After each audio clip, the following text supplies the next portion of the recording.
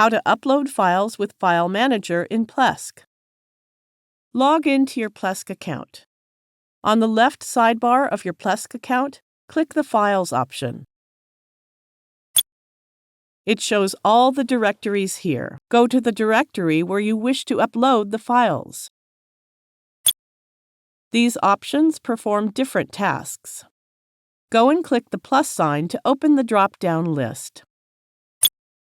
Then click the Upload File option. It opens a browser window that allows you to select files from your local machine. Select the file you want to upload, then click the Open button of this window. Success! The selected file has been uploaded into the HTTP docs directory. Thank you for watching.